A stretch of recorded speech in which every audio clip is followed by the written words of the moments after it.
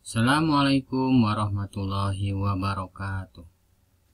Anak-anak, pada video pembelajaran kali ini kita akan mempelajari tentang mengenal kitab-kitab Allah. Apa saja diantaranya yang akan kita pelajari di sini? Pertama, ada beriman kepada kitab-kitab Allah. Kedua, ada nama-nama kitab Allah dan Rasul yang menerimanya.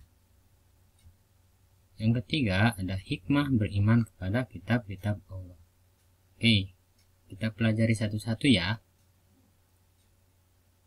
Yang pertama, ada beriman kepada kitab-kitab Allah.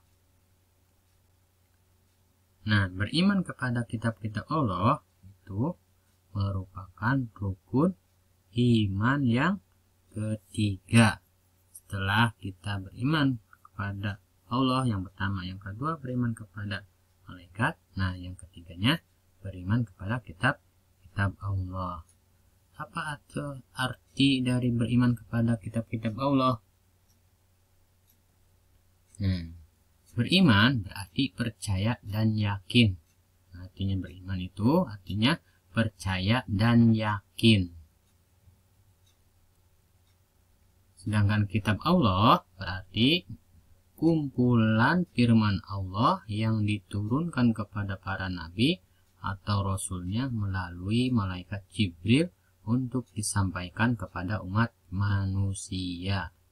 Kalau kita gabungkan, beriman kepada kitab Allah berarti mempercayai dan meyakini bahwa Allah Subhanahu wa Ta'ala menurunkan kitab kepada para rasulnya, ya.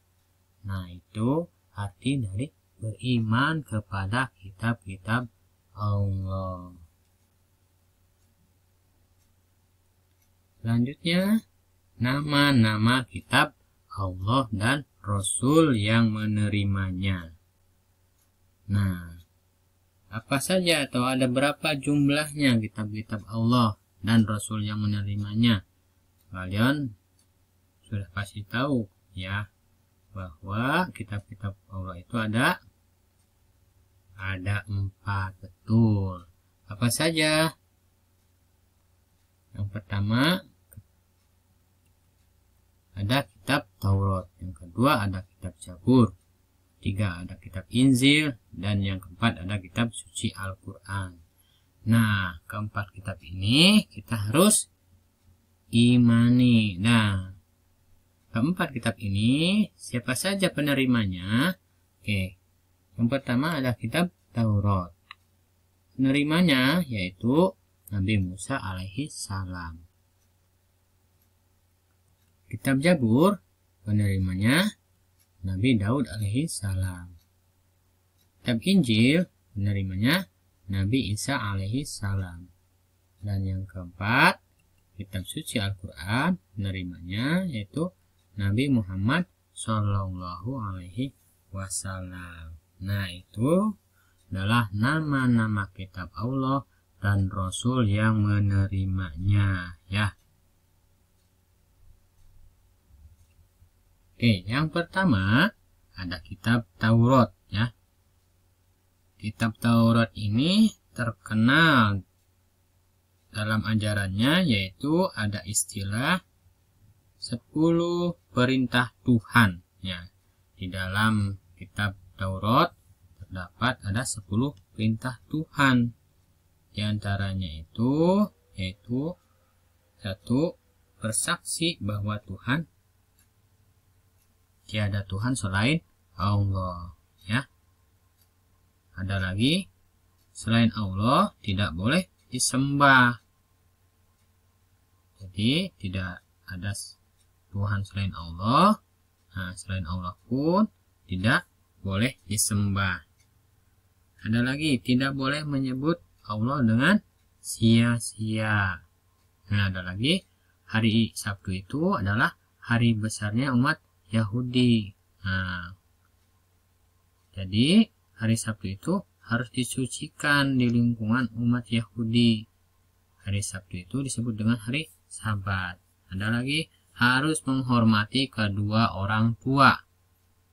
Dilarang membunuh sesama manusia, dilarang berzina, dilarang mencuri, dan dilarang mengambil istri orang lain. Nah, tetapi pada hari Sabtu umat Yahudi hanya beriman kepada Allah saja. Nah, setelah kesepakatan itu terjadi, tetapi kaum Yahudi malah ingkar pada perintah 10 perintah Tuhan itu. Diantaranya hari Sabtu itu yang tadinya hanya dipakai untuk beribadah kepada Allah, itu dilanggar oleh kaum Yahudi, yaitu untuk mencari ikan. Nah, diantaranya seperti itu. Oke, yang kedua ada kitab Zabur. Kitab Zabur ini diturunkan kepada Nabi Daud alaihi salam. Ya, sama. Nah, berarti setelah sebelum ada kitab Zabur itu ada kitab Taurat. Nah, jadi kitab Zabur ini melengkapi kitab Taurat yang diturunkan kepada Nabi Musa terdahulu, ya. Sama isi kitab Zabur juga itu ada nasihat, ada doa-doa, ada zikir, ada hikmah dan sebagainya, ya. Nah, itu dari kitab Zabur. Setelahnya kitab Zabur ada kitab Injil. Nah, itu diturunkan kepada Nabi Isa alaihi salam.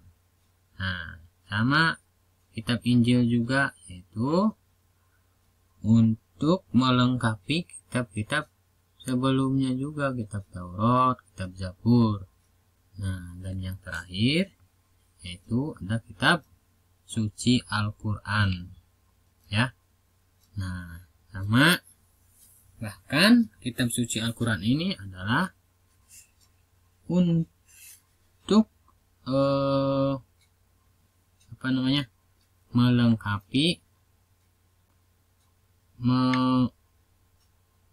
menyempurnakan kitab-kitab dari sebelumnya.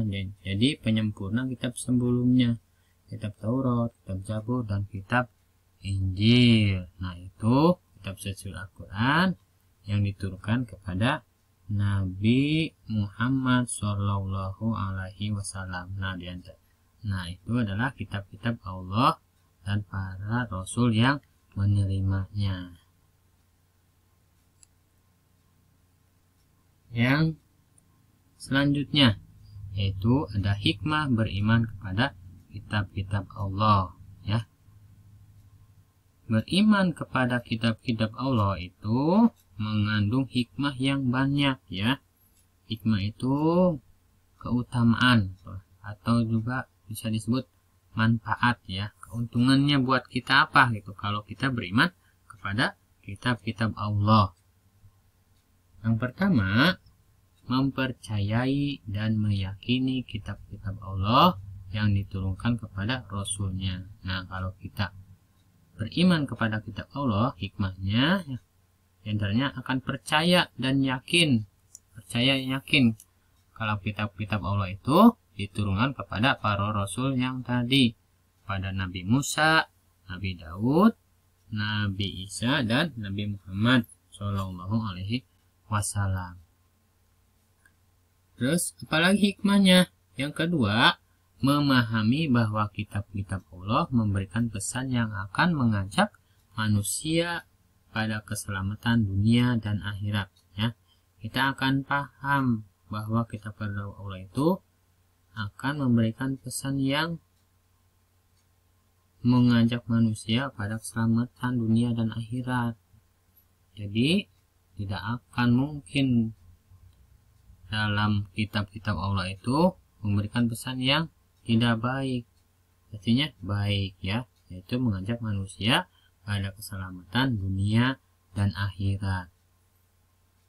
Yang ketiga, meyakini Al-Quran sebagai kitab suci terakhir yang harus dijadikan pedoman hidup umat manusia. Jadi hikmahnya yang ketiga itu yakin kalau Al-Quran itu sebagai kitab suci yang terakhir ya.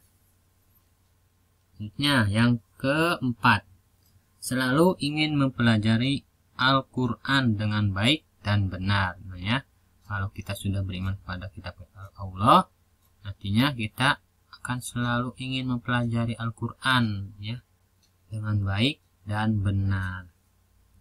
Yang kelima, memahami bahwa Islam adalah agama yang benar. Dan yang keenam, terakhir, yakini bahwa hanya Allah Subhanahu wa Ta'ala yang pantas disembah. Nah, itu diantara hikmah beriman kepada kitab-kitab Allah ya.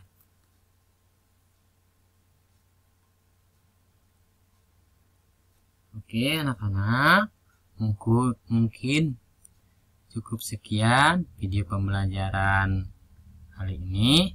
Walaupun sebentar, mudah-mudahan ada manfaatnya buat kita semua. Amin ya robbal alamin. Terima kasih, semangat terus belajarnya. Wassalamualaikum warahmatullahi wabarakatuh.